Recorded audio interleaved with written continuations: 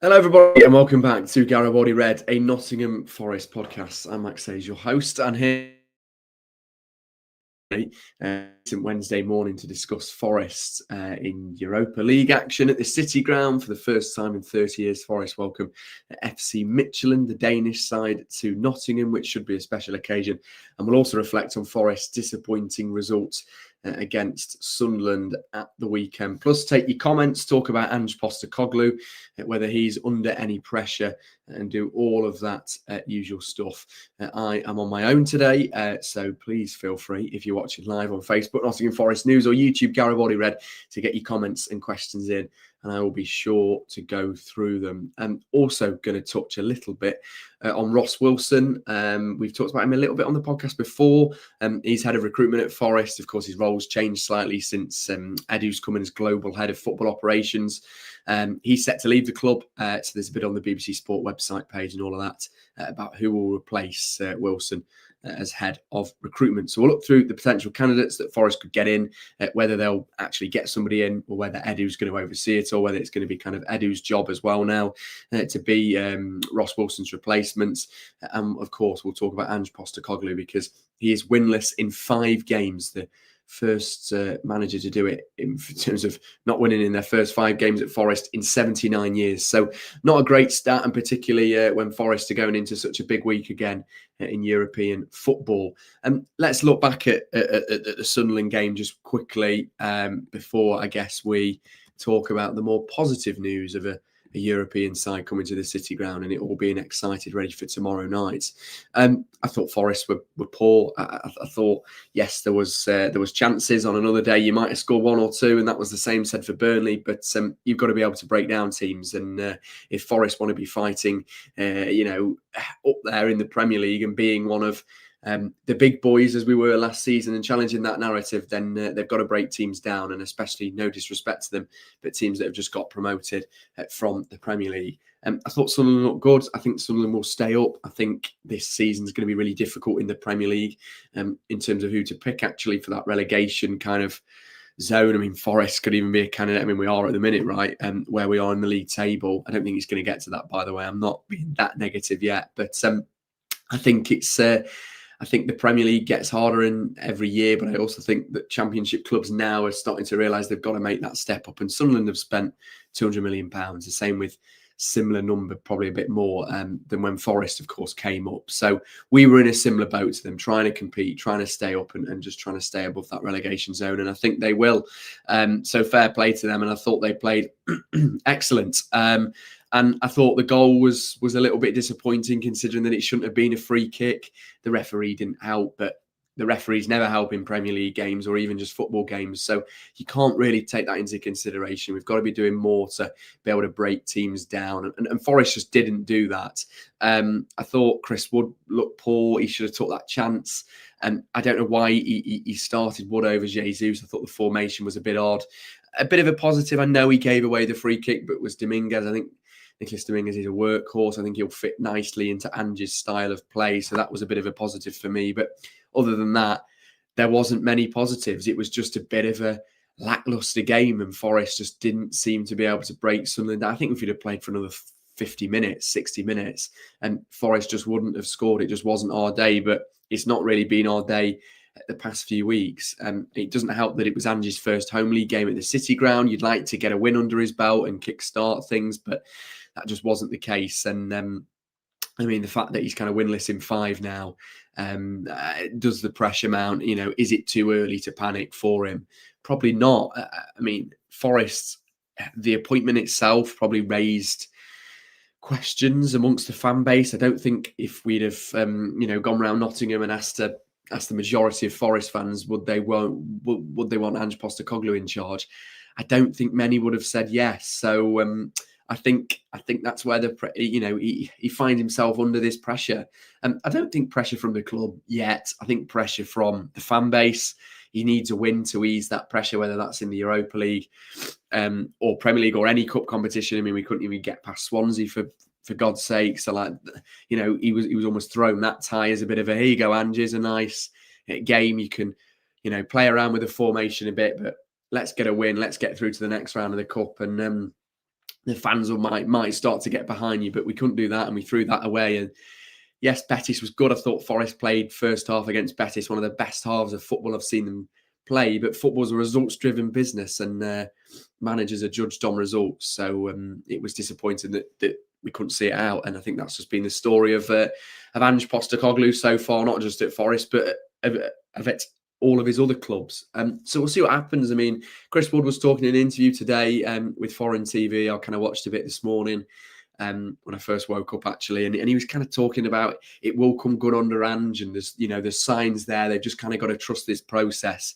But I just asked the question of, well, how long is this process going to take? Forest need to start picking up wins in the Premier League. Yes, the Europa League, it would be nice to progress, and it'd be nice to get a win tomorrow night against Midyjtland, but you've got a difficult game away at Newcastle, a game against Chelsea the week after, and I can't remember who's after that. But there's some real challenging Premier League games coming up, and the Premier League isn't easy. It's not a forgiving league, and Forest have to start getting results on the board.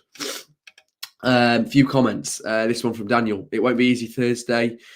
3 games, and if no win, fans will definitely turn. I do agree, Daniel. I think that's the worry.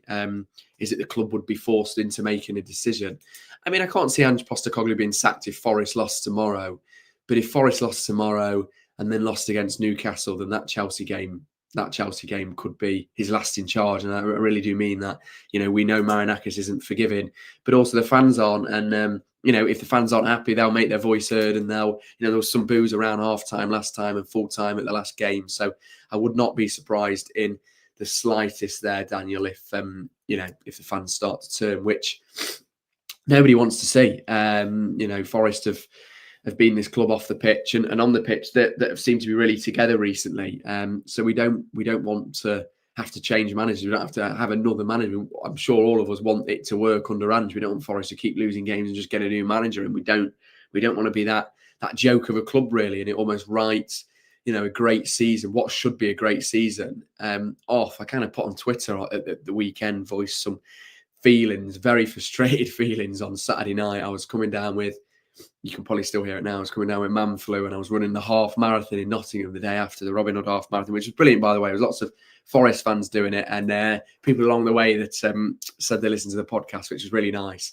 Kept me going for the last couple of kilometres because it was tough. It's a tough route.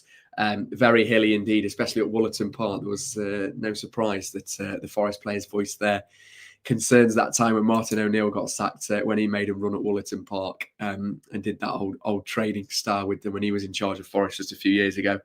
So yeah, I voiced some concerns on Twitter and just said, look, this should be the most exciting season ever in 30 years for Forest. They're playing European football. They're building on a great Premier League season. Yet there just seems to be kind of like this negative cloud sitting over the club. And, I don't think Ange has helped. I don't think Nuno's helped. The fact that now Nuno's gone to West Ham and fans have every right to kind of raise questions and go, only game West Ham won was against Forest and 3-0 and he didn't make any substitutes. And I'm not for 1 minute saying he threw the game, but you're allowed to have a little bit of speculation in there and kind of go, well, what on earth's happened there? Because then all of a sudden he finds himself at West Ham, Nuno, and he's talking about the fans and he's showing all that passion that he used to show us on Monday nights. And I think it's just a bit of self-sabotage from Nuno. So wish him the best of luck, but certainly don't when Forest come up against West Ham. And I think we've got to move on as a club, and that's why I want Ange to get a first win. I feel like if he can get 3 points behind him at the City Ground or a win tomorrow in the Europa League, the fans will start gathering behind him, and then you kind of trust this process of the style of play. And I really enjoy the style of play. I don't enjoy, though, winning games 3-2 or 2-1 or 4-3 and worrying in the second half when you're 2-3-0 up, you're going to throw it away and the defence is uneasy. I don't think it's helped that you're without Murillo and Olorena and key players like that. So hopefully they come back soon and really start to implement themselves into Ange's style of play.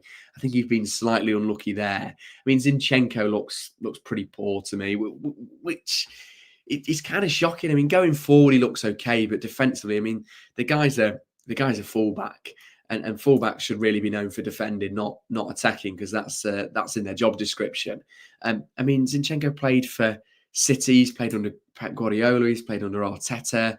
At Arsenal, you'd really think he'd be able to find his feet kind of quickly and not show as I'd say probably weakness or the kind of the mistakes that he's had in him the last few games. And like I kind of stood in the away end at Burnley. And I just thought one of the weakest links was that kind of side that Zinchenko was on. So yeah, I just thought he was awful. And there's I'm not going to dress it up.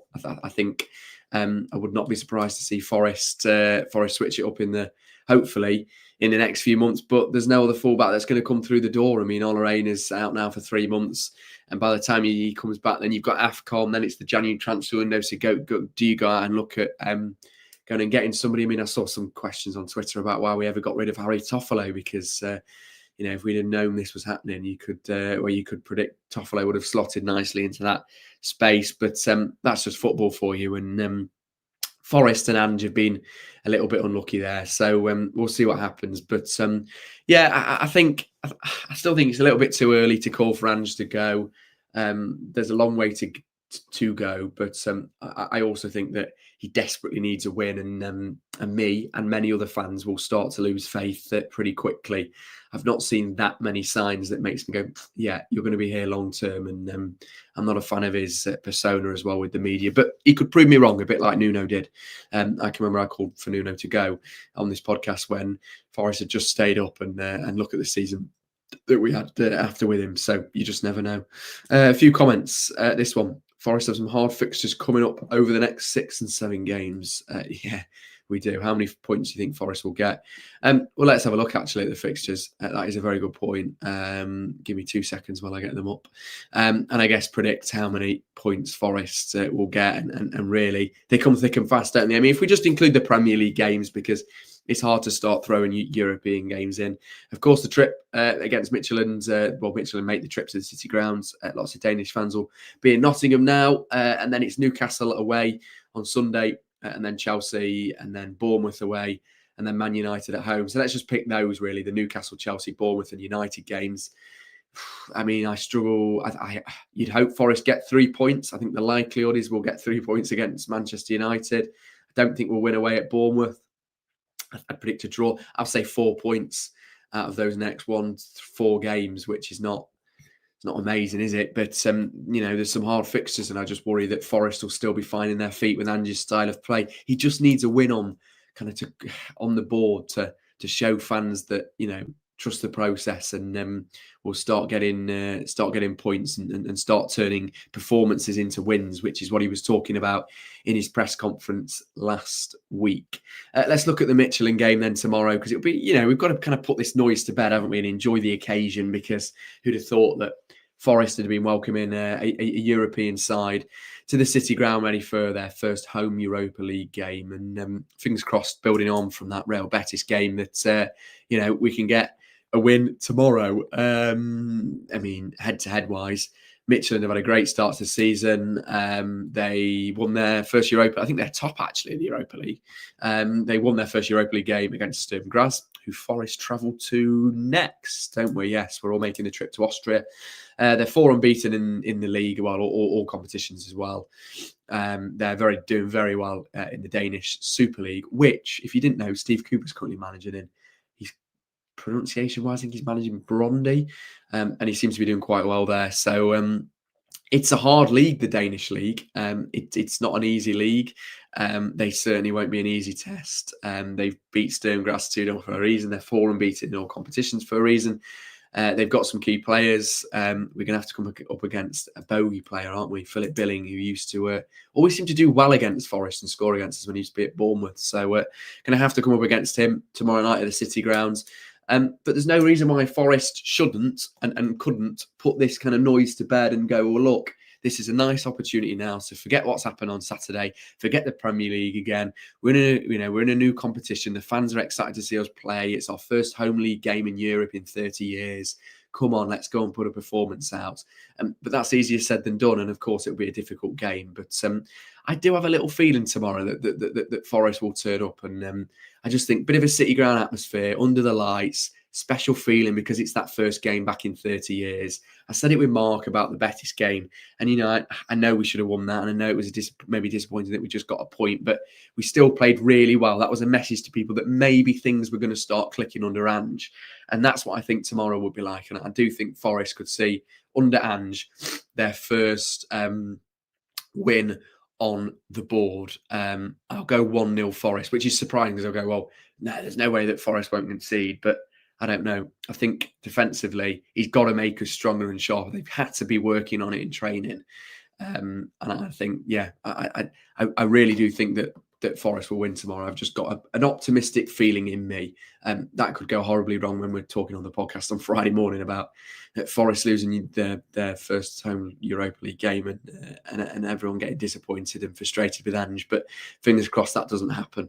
And then you've got a really difficult trip to Newcastle at the weekend, which we'll talk about in due course. But tomorrow night should be a special night. I mean, as fans, we've just got to get behind Ange. We've got to forget what's happened and really look forward to it. So fingers crossed that's the case and we can get a win. We'll be back on Friday to discuss the game, whatever happens. Bit of a long trip down tomorrow after work. So looking forward to it. But yeah, us fans put the miles in. So the club and the team need to start rewarding us with points and wins on the board, and hopefully we can all get behind Ange and it will be a positive reaction after 90 minutes tomorrow. Thanks for your comments on this little short podcast I've done on my own, 60 minutes or so, just discussing where Forest are up to at the minute. Sorry for constantly sniffing. That is what, if you've had it this week or you've had it or you're going to get it, stay away from it because this man flu or flu or whatever it is going around has been horrible. It's absolutely not me for sick, but I'm on the mend and hopefully Forest will give us a win tomorrow to cheer us all up. Otherwise, we could be talking about Ange being under pressure, but we've got to get behind him. We've got to kind of shut out the noise and see what happens. But there's, he's got to get that win. Otherwise, fans will start turning and they have every right to do so because this should be a really exciting season, not be a miserable one. Thanks for your comments and questions. Do enjoy doing these. Enjoy the rest of your day, whatever you're up to on a Wednesday. It's raining, so stay away from that. And if you're ill, stay warm like me. And I'll see you all on Friday morning or Friday afternoon with Sarah and hopefully Mark. We're going to have to get Mark on the podcast to reflect on Forest's game against Midyjtland at the City Ground tomorrow. If you go in, enjoy it. There should be some nice special atmosphere there. Hopefully a few displays as well, bits and pieces around the ground. So do enjoy that. And any Midyjtland fans watching as well, welcome to Nottingham. Hope you enjoy your stay. I don't know what really you could do around. You could do the castle, couldn't you, around Nottingham and a few other bits and pieces, and of course see the world famous City Ground. So do enjoy that, and we shall see you Friday. Come on, you Reds, and we shall see you soon.